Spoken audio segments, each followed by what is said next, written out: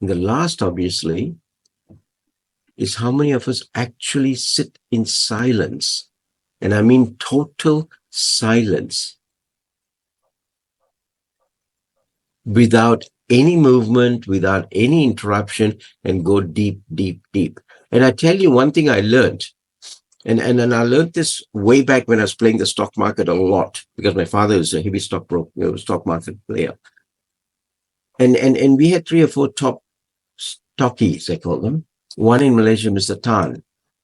And every time when I went back to KL, Dad used to take us back for lunch, and he would, it's not insider information. He'd just say to us, are you listening? Are you really listening to this? Are you listening to the trends? Are you listening to this? And I used to always wonder what he was referring to. Until I came back to Australia, and there was one stockbroker in Sydney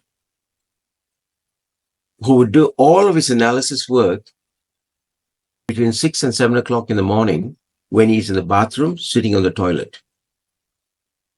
Total silence.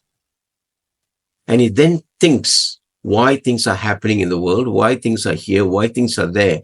And then he navigates his stock information out to his clients based on supply and demand. What did Steve Jobs do on the first time when he went back and got into the company that kicked him out? When he came back from Next, the first thing that Steve Jobs did was stop all projects. And he told all of his employees, all of the ones behind the desk developers, and he said, just go out to the market and see which shelves are empty and come back. That's the agenda he gave his team. Now you begin to wonder, what the hell is this guy talking about? Wisdom that he got to understand the need from a supply-demand situation. So if you know in yourself what you are there for and what you're going to provide to people, you then turn around and deep dive into it. But how many of us do that? How many of us deep dive into our unconscious state and surrender to it to such an extent that we then emerge out with solutions? That's the power of your conscious thought flowing into silence and meditation, give you the outcomes you want.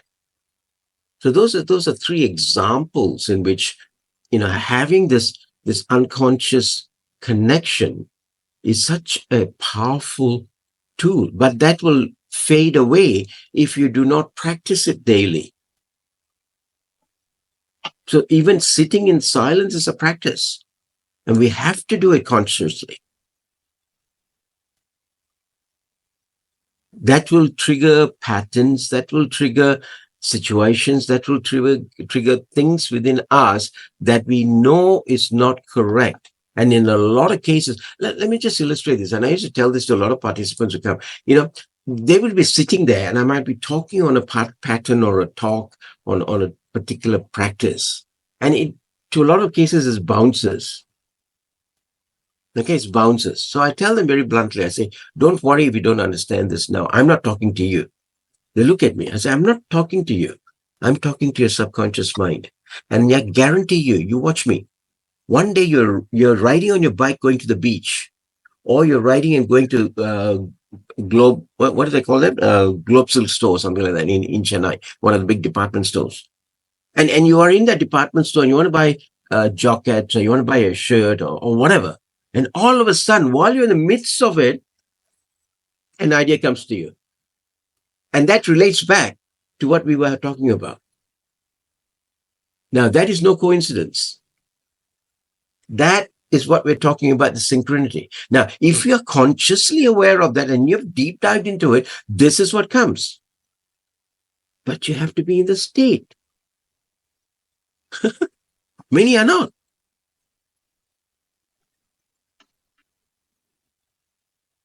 And that only happens with practice.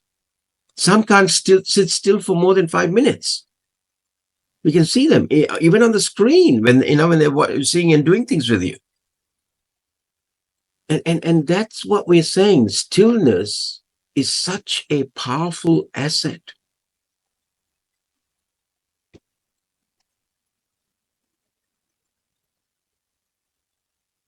those who have used it, have mastered it, are actually champions in their field.